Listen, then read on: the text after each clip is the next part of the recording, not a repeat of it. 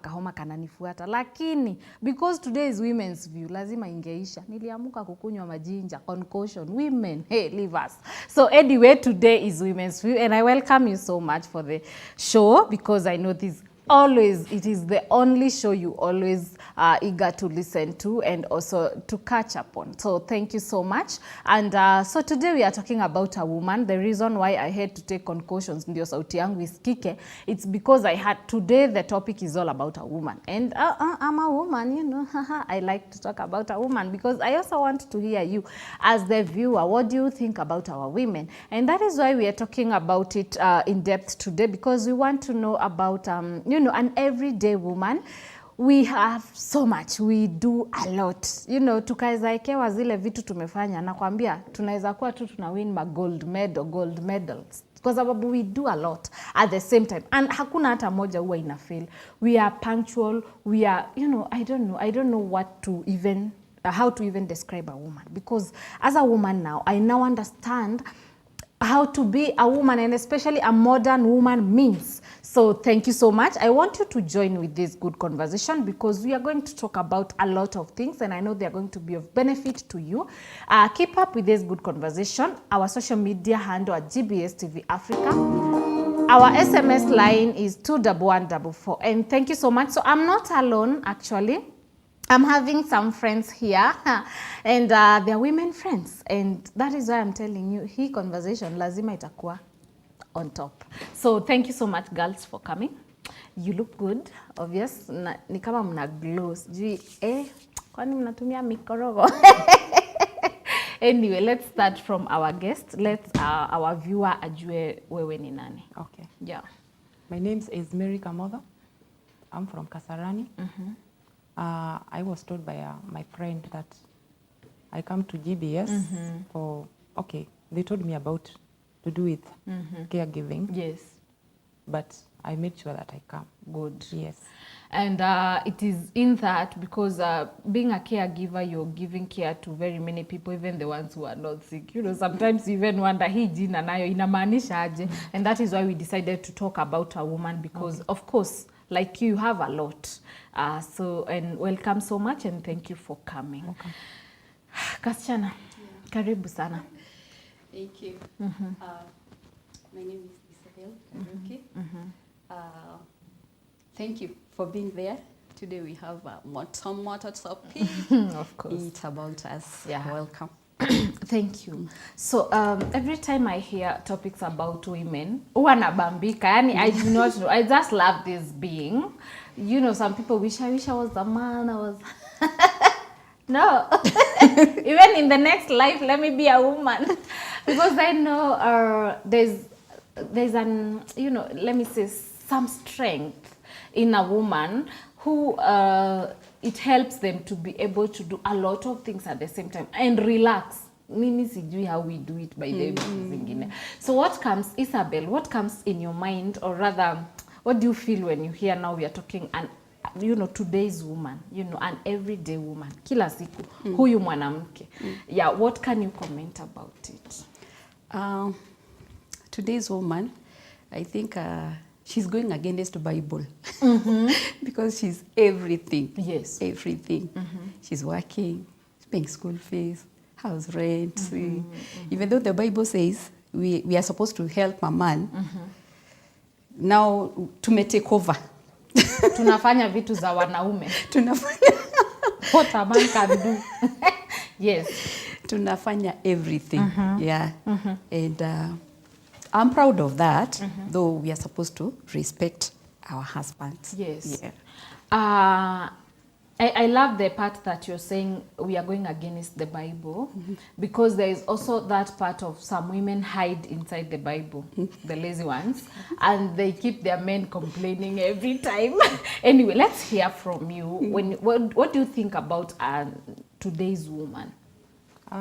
Today's woman is, I think she's it's in the family. She does a lot.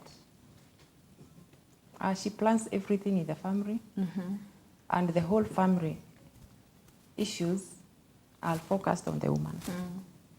Anything to eat, the clothes, the house, the cleanness, everything goes allowed the woman. And then you take care of the husband, who is like a kid also. Yes. Sitaki kucheka. Nini unaniangalia hivyo? Sitaki kucheka. Okay. Yes. Who is like a kid in the house. You know, tukienda kwa arusi huwa wanasema wanaambia bwana, take care of this woman until you expect him to take good care of you until you go and get married. Realize kumbe ni mimi walikuwa wanaambia directly. I'm supposed to be taking care of this man. But anyway, which is good because also this man takes care of the whole family. There's some good men outside there wenye you know unaona efforts zao. Hata mwanamke afosiwi kumtekia care. They take care of their family completely, kila kitu kutoka everything. Yeye tu anaingiaga tu kwa nyumba, hata kama the woman is working hatumi pesa yake, unaelewa? So anyway, today's woman is a person like amesema anapika, ana take care of the family, kids and everything, and the finances too, because I also understand this is a woman. Most of the women nowadays they go to work, si kama kitambo. So they also take good care of the finances. What about the ones who are not involved in finance, you know, finances at their places? Do that have a problem? How is that the result of that woman? Okay, kawaida, a normal woman. Yes. A normal woman will never sit and watch. Hata kama atauza skuma ama ataenda kufua, lazima akuwe engaged in the family matters. Despite the husband is providing. For a woman, it's never enough. It's never enough. What about the ones who do not allow their women to participate? Ushawaiona ule mwanaume anafanya tu kazi huko? Anakuja, anakwambia I did this and that. Uko surprised. Yani unapigwa na butwa. Ulifanya? Ama unakuja kulani ilishafanyika and you're a woman in that house. Okay, the husband will remain the head, eh? Yeah, and he's supposed to do everything. He's supposed to do everything. Yeah, but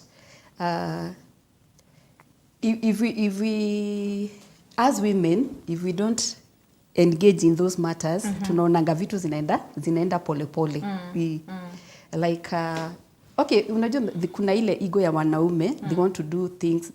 Okay, I don't know whether they are supposed to do things their way. Lakini for a woman, anataka vitu zifanyike chap chap. Unaona? A man can maliza hiyo maneno. A man can delay hata kulipa school fees, and he knows very well school fees is supposed to be paid on a certain day, yeah. Yes. Yeah, but anagoja mpaka mtoto afukuzwe. You know? Yeah, so unaona there is something you can do. Hata kama utamdanganya ujalipa, at least wewe ukue perfect, umelipa school fees on time, ku avoid ile shame, unaona? Yes. What do you think about a woman? Yeah, who is struggling to maintain the transparency, financial transparency, and also wants things to be done, being engaged. Okay. The woman will do a lot to cover up the family. And she can sacrifice herself in anything, like maybe there's no school fees. She can go and fata mkopo from nowhere. She doesn't know how to pay. But she'll do anything to make sure that the children are in school. If there is no food, she'll also go to the neighbors, kuombaomba huko, to make sure that the family is learning. Yes. So the woman is so involving. As a woman, what activities would you want being done? Like, for example, the vacations. Because I also feel there's so much energy around vacation yenye inafanya wanaume wanakaa ni kama sasa tunataka kutoroka kidogo, especially sahi tunaelekea hiyo time. So mwanamke ana expect from January to November, that is, hizo ni siku za kukaa kwa nyumba. December you have to know where we are going as a family, si ndio? Yeah, sure. There's that woman mwenye ana work hard and make sure wameenda. Kuna ule mwanamke kila month. You know, there are people who cannot skip a year without kwenda a good vacation. And I mean a good one. Yenye hata wana spend like 2 weeks. I know a family that they goes for a vacation for 2 weeks. Wanakuja Januari wanaanza kuwapea mkopo.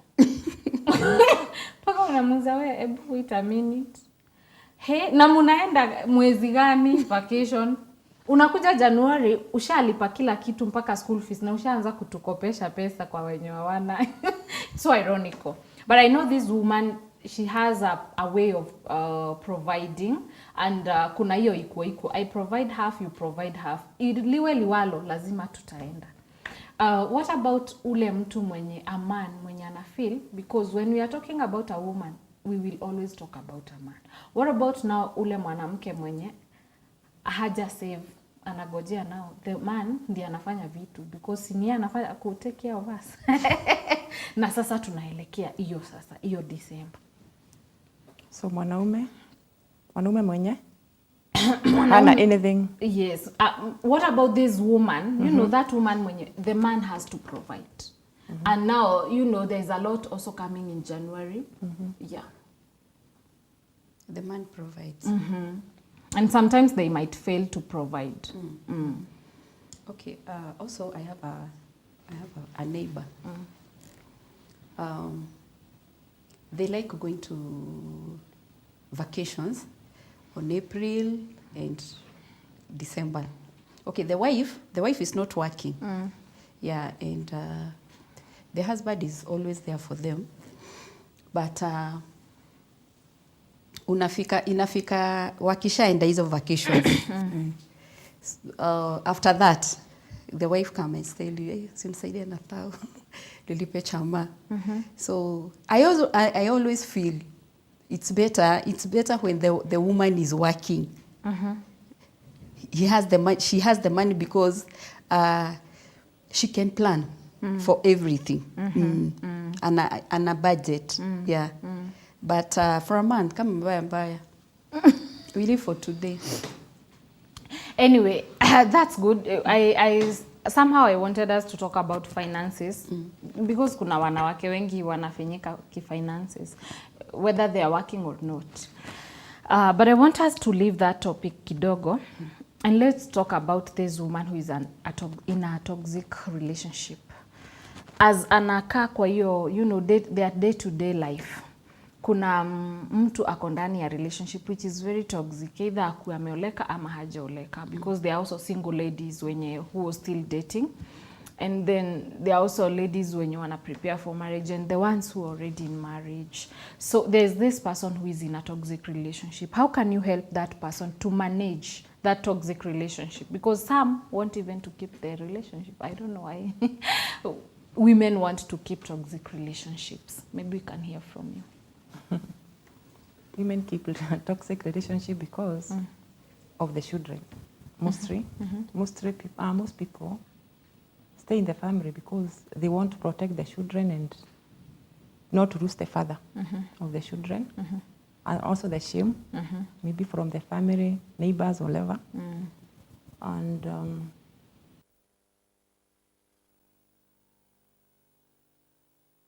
to be so cautious about the life. Yeah. Because because you should not sacrifice yourself because of marriage.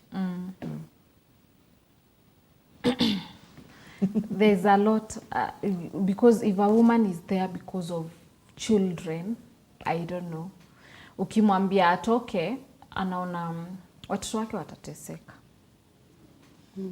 And hana ile mbinu ya kuwafanya.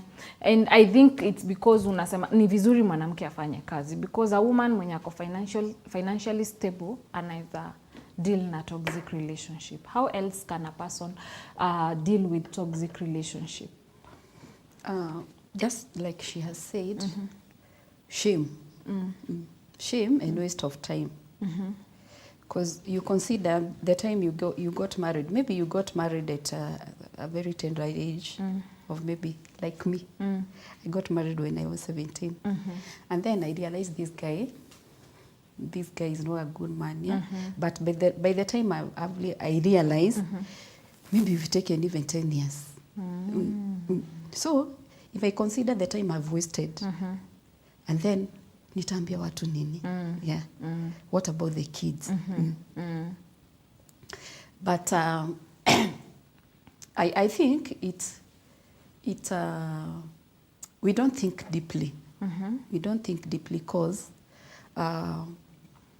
by the time I realize who I'm married to. Of course, I'm supposed to have a mentor. I'm supposed to look for a mentor. Yes. Who can guide us. Yeah, because once nikivumilia this guy for a long time, atanizoea, you know. But when I talk out, maybe hata yeye ataona aibu ya kushinanga akisemwa. Yeah. So I think we don't think deeply and we hide our heart. We hide our heart, yeah. Because I think we should speak out as early as I realize I'm in a toxic marriage. Yeah. Because sometimes I feel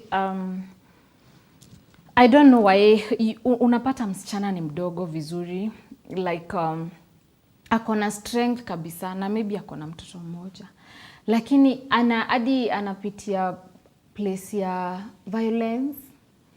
Huyu mtu anamtreat vibaya ile even in public kabisa. So sometimes unapata huyu mtu anatoka anaenda 2 days anarudi. Kwanza unajua akienda anawaomba advice. Unatumia credit yako ya 500. Unamgonga msomo. How for sure you are in a very toxic relationship, you are very young and beautiful, you do not have a very big burden, you can still go outside if he's still in need of you ile kabisa. Atarudi that time mtarekebisha. But before even she takes that time, asharudi. Hati unashindwa, hai, kwani hao watu wa toxic relationship wanakuaga na kamote? If there is at all, eh?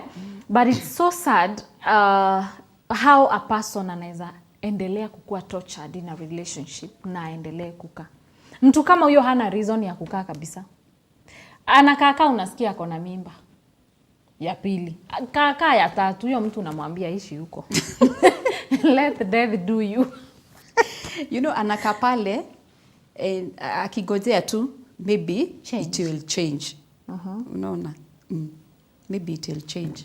Okay, in the Bible there is the way God has arranged a heart of man. Yeah. In Luke 15.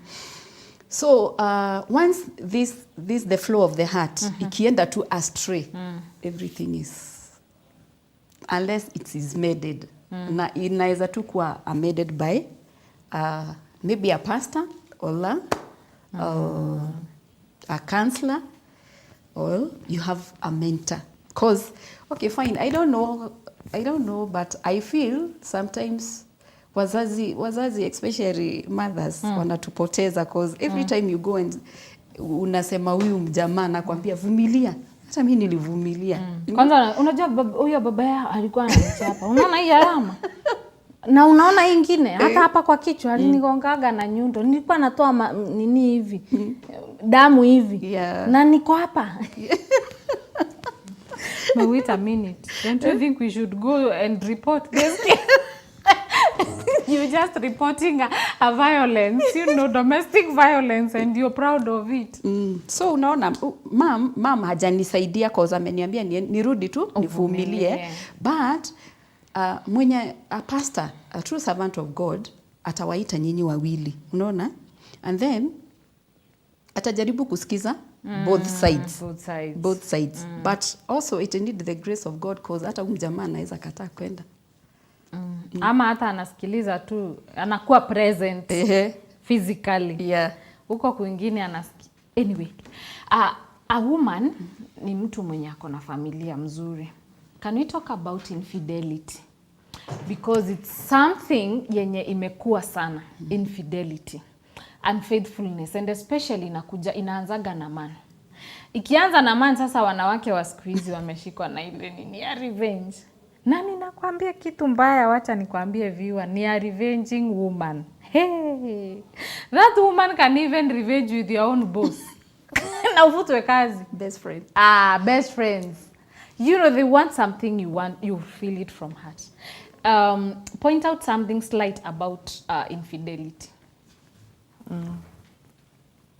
Okay. What I can say about infidelity is, if you get your husband with somebody, you'll forgive as a woman. But if he gets you, my friend, utahama. So I have a friend whom we work with, and she got her husband in her matrimonial bed. Okay. So the man woke up, beat the woman. The wife. Yes. The man, the husband, woke up, beat the woman. She fell down. She was taken to ICU.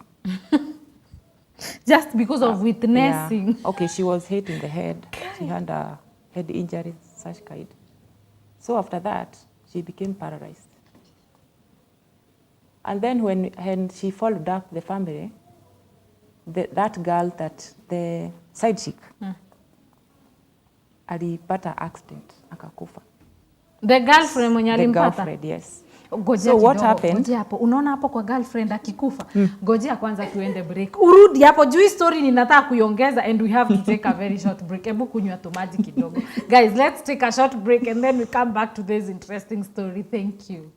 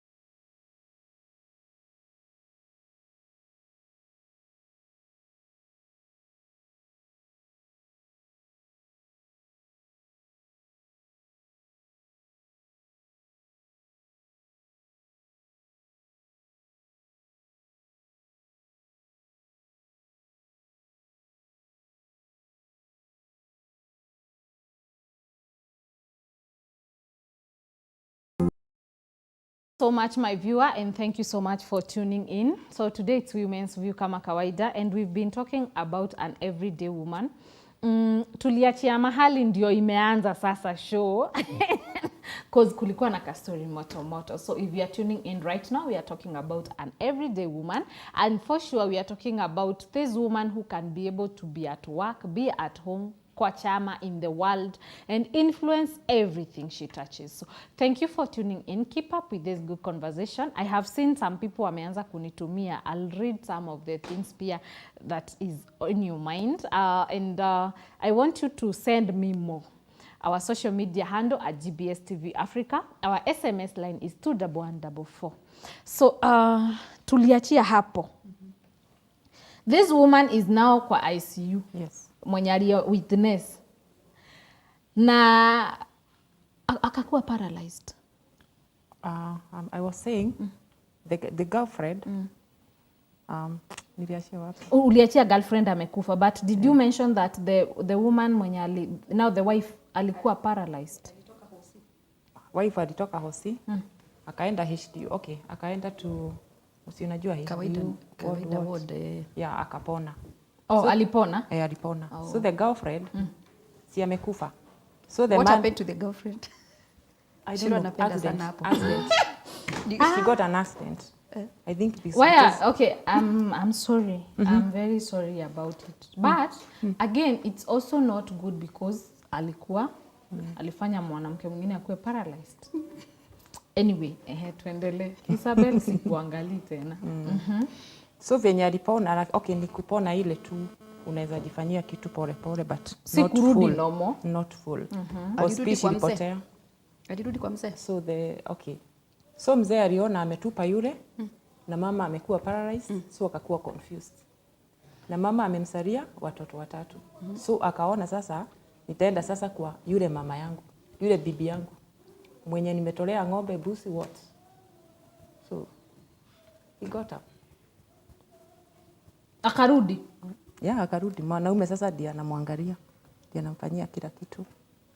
So huyu mwanamke the wife good. Akapona kutoka hospitali. Yes. Alirudi kwa hii boma yao. Yeah, alirudi. So mzee yeye alikuwa ameshatoka. Sasa I think ilikuwa tu like raha tu.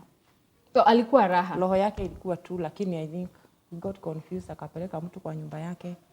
So for now ni yeye anamtekia care kila kitu. Sasa bwana ndiye anatekia huyu care. It's like the wife alikaa sana in the hospital. Yeah, she took long. Like 9 months. Mwaka mzima. Imagine. Alafu that time sasa huyu alikuwa bwanake alikuwa anakaa na girlfriend. Ni kama alikuwa anaendelea, but within like 3 months kasikika amekufa.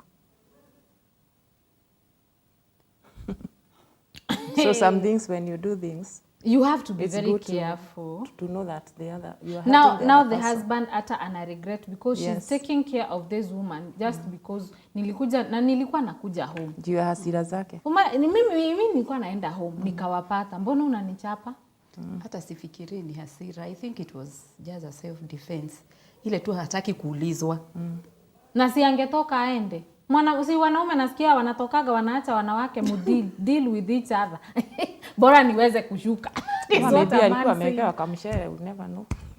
Oh my God, that is so saddening. And you know, when we are talking about this thing, we might be hearing that story from her friend, but there are these things are happening to women nowadays. And I don't know, the nowadays woman ni ule tuna evolve. Nakwambia dunia wachana nayo. Tuna evolve because before mwanamke angepata mwanaume wake ana mchumba, side chick. Anavumilia. Ataenda atarudi. Let him go. Mungu atamuongelesha. Arudi. Huyo Mungu aniongelesha sahi atamuongelesha baada ya arudi. Si ndivyo? So huyo woman atibora ana provide. So this woman mwenye sasa sahi tuko na yeye amefunzwa. So ana provide yeye mwenyewe. So hiyo party katoka. Ikakaa nikikupata na mtu na revenge na kuua ama na kutafutia mtu anakuua. So huyo mwanamke ameevolve sasa. Ukinifanyia na revenge back. Wacha nikwambie, there's a story I had.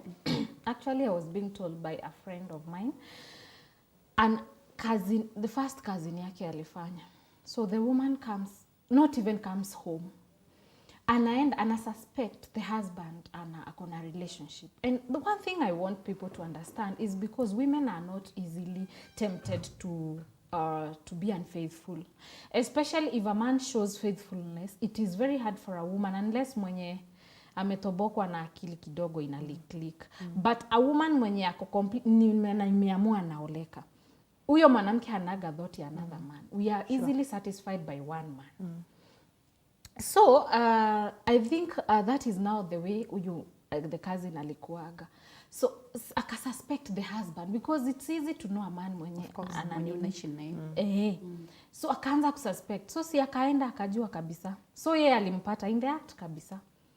Funny enough, alikuwa ananiambia, do you know hata alikuwa ana watch kama movie because the others akwa wanajua kuna mtu aliingia. How I do not know.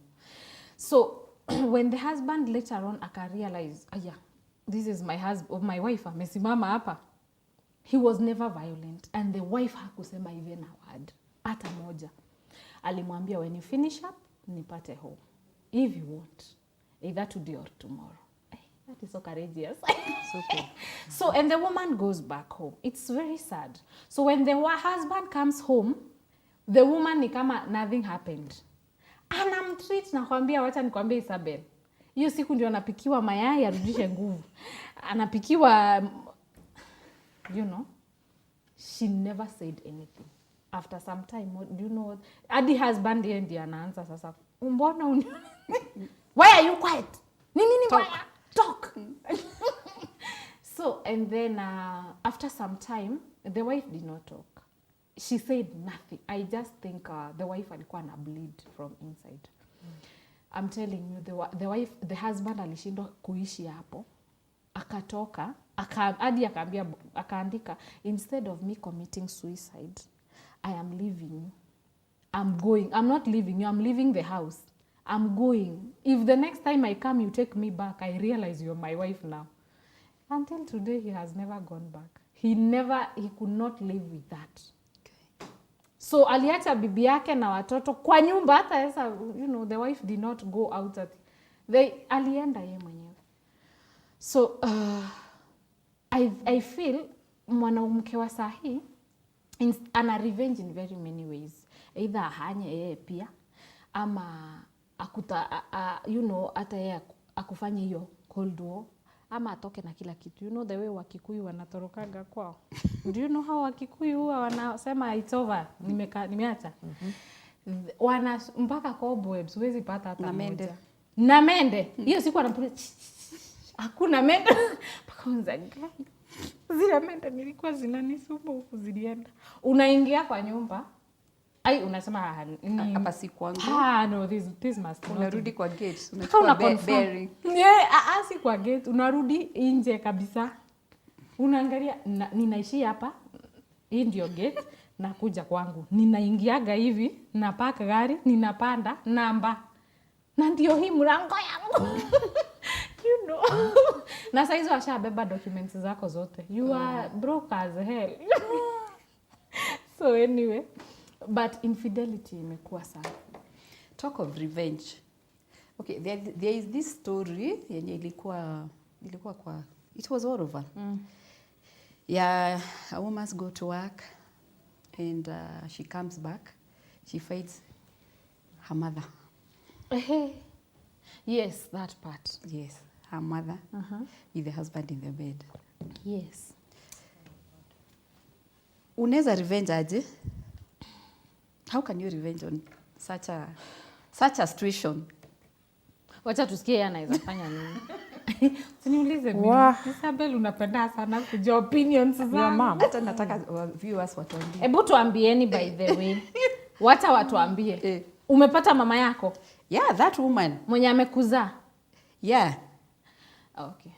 Alienda kwanza alikuwa nafua. Alikuwa mafua, anaenda na provide for even the husband. The mother comes to visit. mama anatoka anaenda job yake kufua kawaida, anarudi anapata mjamaa na mama yako. How do you even revenge? How do you even face who? Eh. Yeah. This man must be very hot. You know, like ako aje ndio hadi mama yangu ana, you know, unakubali ama alirepiwa? Hapana, I don't think so. I don't think so cause venye huyo mama by the way anakuanga mpaka everywhere online. Huyo mama mwenye alifanyiwa hivyo. Alikuwa na kiburi. Was she the one who was saying I realized you do not know how to take care of the husband, so I'm teaching you. Yeah, exactly. So sikurepiwa. Yes, that definitely sikurepiwa. Yeah. Viewer, hebu tuambie wewe unaweza fanya nini? Meanwhile. Ama wewe unaweza tuambie unaweza fanya aje? Naweza kosa words. Your own mother. Anyway, there's a person who is saying, I'm very young and I'm pregnant. I'm 18 years. My boyfriend is 11 years. My boyfriend? Yes. Pregnant? At 18 years. My boyfriend, unashindwa hii pregnancy ni ya 11 ama ni ya 18? No, I'm pregnant. At 18 years. My boyfriend who got me pregnant is 11 years. Just comment on it because ni mtu ametuma hapa. Am I hearing you right? Hata mimi naona kama ni opposite. Sasa Is the boy mature? He is, of course he is. Kama sikia vile hawa watu wananiuliza. Kama amemdunga mimba kwa mashua. Wewe hujaisikia wasichana wana conceive even at 8 years. You know squeezy watu. Okay, for ladies ni sawa, but for men, no. 10. Unagojea 15. He's 11. Umesoma vizuri. Okay. Wacha niwainterpretie na Kikorea basi. My boyfriend is 11. Labda ako na mwili kubwa, you never know. The boy. 11. Kijana huanza kugrow akiwa na miaka ngapi? 13, 14. So hapo wako tu sawa. Sini sisi tunawalea. So amesema anataka aje? Oh my God. Advice. These people, why are you Isabel? Amesema tu hivyo. So there are 2 kids. No, 1 adult and 1 kid. Oh yeah, 1 adult and 1 kid. Huyu hata anafaa ashikwe afungiwe. Si hiyo ni defilement. Ama inaitwa aje? Child abuse. Hey, 11. Na huyu wa 11. Kwa nini na sweat? Kwa nini na My boyfriend. She's pregnant and it is okay. It is good she's pregnant. One, we have to accept. Wacha nikwambie mwanamke akishakuwa pregnant hakuna reversing. Ni tuanze from there. It is the beginning of now the big conversation. First ako pregnant. Uko sure ni 11 ama ni 21? Unajua hiyo hata si issue. Kukuwa pregnant is not an issue. And kitu inanilemea kidogo. My boyfriend. Si ati hata ni ile hit ya kwanza. So it is something that is inaendelea relationship because amesema my boyfriend. So anyway, in short, this person is going to be a single mom for a long time.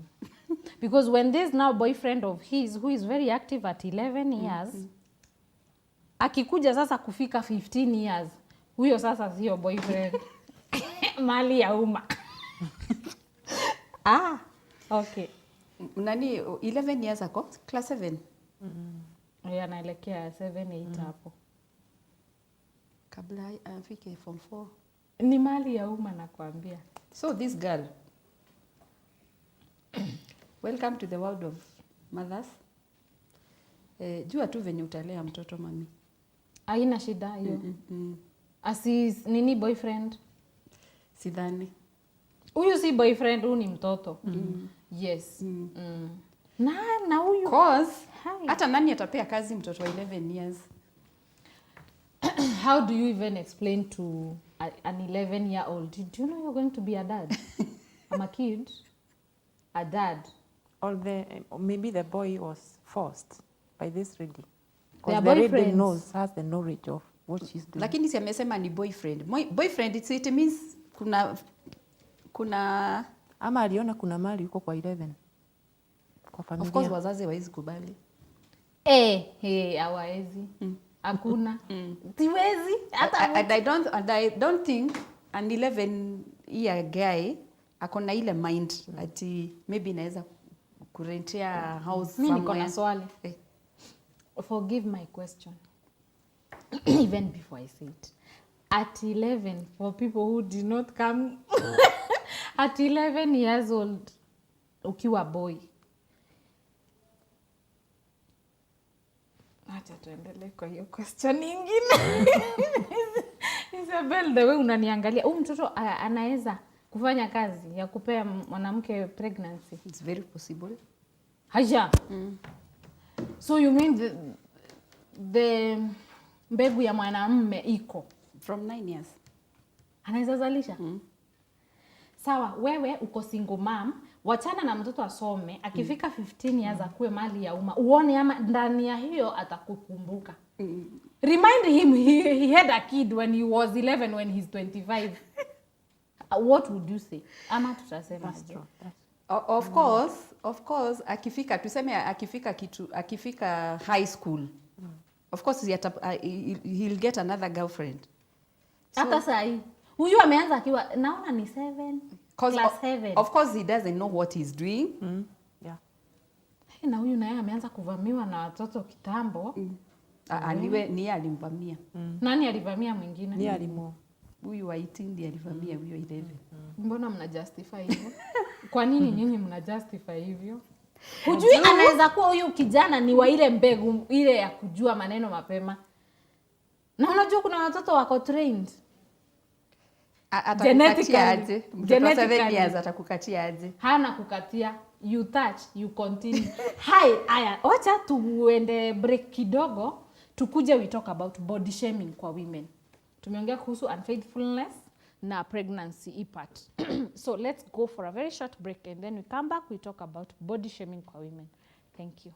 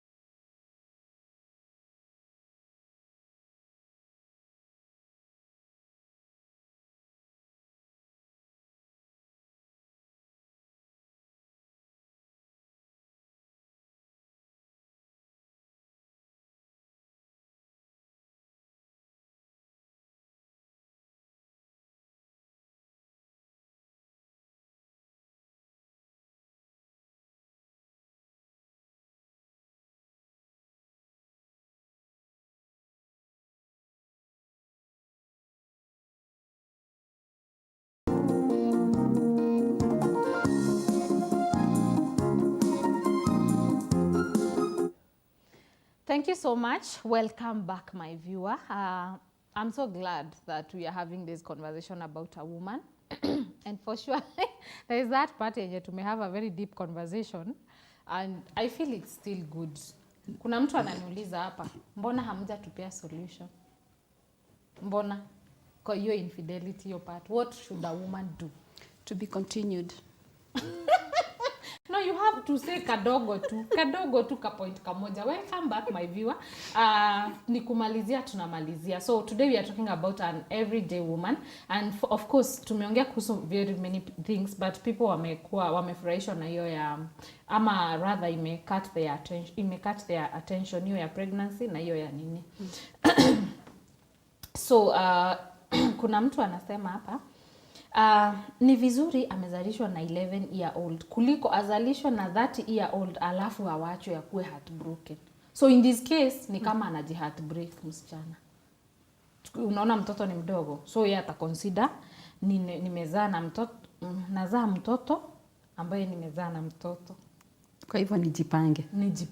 Kuliko mwenye umezaa na mtu mkubwa akutupe, inaku heartbreak, you live forever. Hatuambii watu muende mnatafuta wale wadogo. Na usigoje huyo mtoto. Get married. Oi. Ama find something to do. Chase your career. Cause akisema mgoje amalize shule, atakuwa ameshabukiwa. Exactly. Huyu kwanza hatapea walimu. Ilikuwa tu ni bahati baya. Just move on. Anyway, we can't be sorry for the pregnancy. But we are sorry you chose that person. But ni hivyo tu, hata ukichoose mwingine, kuna wengine uachwa bado na mtu mwenye unaona kabisa. Hata kuna mwenye anaachwa na mtu responsible, unajua hivyo. Amani zamani. Amani za boys will always be boys. Sasa ndio sasa ninaona hiyo mahali ilikuwa inaingililia sasa. Kama this is a boy na kuna mtu wa 40 years attack kama hata with one kid she'll get married. You just move on. Just actually kijana tu asome. Naye pia ni kama amemaliza high school. Hata umemaliza by the way 18 ako college. Wanamaliza na 17 siku hizi. So let's talk about body shaming. Women, they are beautifully made. Like every part of a woman is beautiful. Everything about a woman is beautiful. Now people start to define beauty. Na inatokaga wapi? Kwa hawa tu vijana hawa boys. Let's call them boys now. Tumepata methali yetu imekuwa completed. Kuna hawa watu, si ndio? Ambao wanatuwekea a certain condition or levels or qualifications of beauty. Ukue kakonde, model, ukue mweupe. Kuna wengine, hiyo ni part 1. Kuna mwingine anataka ukue mkonde juu, mkubwa chini. Kuna mwingine anataka so na sana ni hawa wakonde sana. Hao ndio wanafanyaga watu waache kukula. So kuna the level ama how Africans or let's say Kenyans define beauty. So sasa kuwa hauko kwa hizo, ukue mnono kidogo, ukue mkonde sana. Tena kuna mkonde ingine, when I meant mkonde sikuwa namaanisha hii mkonde. Ati unaweza shika mtu hapa hivi. Those things. But sometimes si lazima ifanywe kwa social media. Pia with people wenye wako kwa social media. Unapata church, kwa chama, kazini, nini. People talking about how you look. It affects a woman. Do you think can it affect you? Or how can we deal with body shaming as a woman? Wacha tuanze na wewe.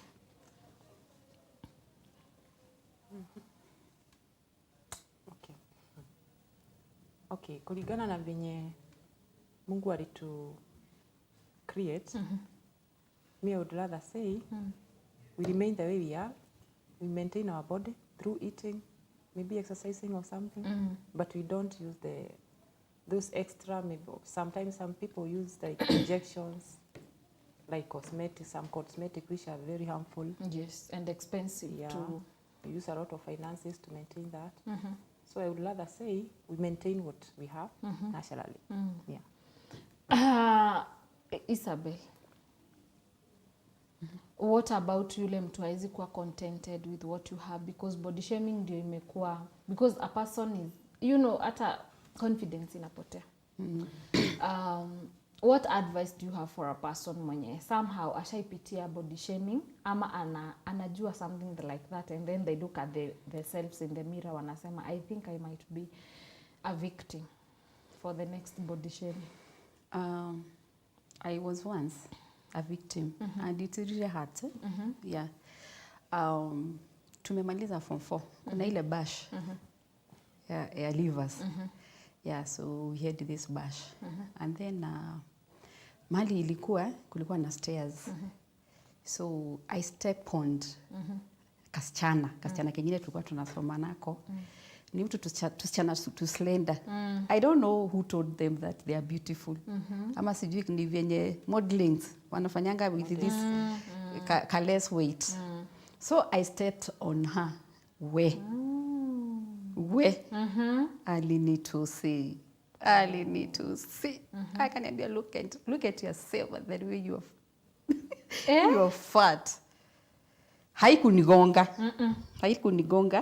But now after some time when I went home, was like, kumbe mimi nakaa vibaya. Kumbe mimi nakaa vibaya venye nimenona. Do you know I started to skip meals. Yeah, I started skipping meals. So sikuwa nakula lunch, nilikuwa nakula breakfast na skip lunch. Nakula supper. Because of body shaming. Yeah, it really hurts. But then as I grew up, nikakuwa na strong heart. Yeah, and I was like, and so what? I will eat. Yes, and so what? Yeah, tukapewa mili mipya. Hatutaenda na hii binguni. Tutapewa ingine. Hiyo hata ni kama hiyo inakaaga ni kama unaweza choose. Yeah. I want this. Yeah, so I needed to recover after some time. And I was like, because in fact, even after skipping the meal, how could you reduce? Siku lose weight. Yeah. Okay. So, nika overcome. Venye nili overcome, I was like, to hell. This is me. This is me, and there's nobody can change it. Wow. Yeah. Wow. So I think it's about accepting who you are. Yes. Yeah. I know that you're beautiful. Yeah, the way you are. Kuna mtu anakuona mahali anasema nikaweza pewa ule bibi wa mtu fulani. Na wewe hapo uko tu hapo umejidesperate na moments cha I look bad, I do what I need kujiongeza nikuwe light skin. If you're doing it for fun is okay. But if you're doing it to impress another person, especially a man, what these men, they will, kama Diamond aliacha Zari, wacha nibaki vile niko. You know, like sometimes you look at those things and then inakuhit. Yeah. Like what? Zari is, you know, the definition of beauty, how men wana define mwanamke mume akilala hivi aambiwa aote yule mwanamke anaweza taka vile anakaa. I think they will draw nani Zari herself. Yeah, and also I think it's not about body, because like we have this Kambalidi Abare. Yeah. She's very cute. Ukimwangalia na good shape. Yes. Lakini alikuwa someone's side chick. How now? How? Yeah. I'm a main chick of someone. Anyway, how With do that you, beauty. Yes. Yeah. How do you surprise a Kenyan woman? Sikuko na Valentine. Before hata tuongee Valentine. Saa hii ukitaka kusurpriseiwa. Tuseme tu hata wewe upendi surprise. How do you surprise a Kenyan woman? Me now. Being a man and surprising a woman. Brote maguta. Achana na Ukikuyu sana. By the way, kwa sababu kuna wengine wanaletewa maua. Ushaiona ka video kingine analetewa maua. Sasa hiyo maua umeweka hapo tutakula. Sasa si watoto kujeni, anzeni kubenywa kidogo kidogo mkikula. Si ungeleta chakula.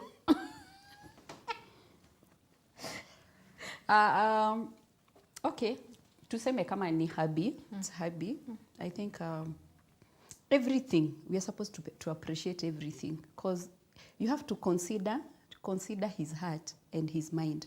When he was buying this something, hata kama ni cup, what was in his mind? Of course, he was thinking about you. But is it in the first thought that comes kwa mwanamke? Of course, si unasikia kama mimi. Oh. Kama ni mimi, ningetaka mafuta. Lakini si maua ama kikombe. No. Hizo vitu tu wachana nazo. Yeah, but for a hobby to surprise you in anything, hata kama ni flower, hata kama ni anything, necklace, salon treat, we are supposed to appreciate. Kuna juu tunafukuzwa niongelee kitu. Kuna kitu imekuwa ikitrend sana. Kureveal gender ya mtoto. Mumeona hizo vitu? Hata unaona watu na ndege wamekaa kwa pati iko Muliona kama ile yenye Bahati alifanyia bibi yake. What do you think about you? Economically, socially, and everything. What do you think about your part? We use a lot of money because kama ni ndege inapita hivyo alafu inatoa moshi ya blue ama moshi ya pink, watu wanasherehekea gender revealing party. Some things are like confidential in the family. You are not supposed to expose some things. What you are going through, what your plans, you should not put on people's eyes. Why wanaongelelea. That's why you see maybe kama hizo unalifeel, kuna mwingine ako na agenda ingine anaweza kufanyia kitu. So it's good sometimes to keep mambo ingine kwa roho. Yeah. Yeah. Wow. So anyway, yeah, tumemaliza na mi nimependa conversation because tumekuwa tukiongea about very many topics. So, and that is a woman, but there are very many things. You've just pointed out these things and there are very many others. Na solutions hata hatujasema because there are some things that kama ule mtu alikuwa sasa mtu anaweza fanya, you know, hivyo. So I think we are going to have a continuation of this someday, and I want my viewer to, you know, to keep in touch with us because you need to stay tuned to know when we are having the continuation of it. We are going to end our conversation today here. So I want you to just wave and say bye-bye because we do not have time. Yeah. Thank you, VS. Thank you for being tuned. We welcome your being together. Okay. Bye. Thank you very much for having me. Okay, thank you so much. Until next time, keep safe. Bye-bye.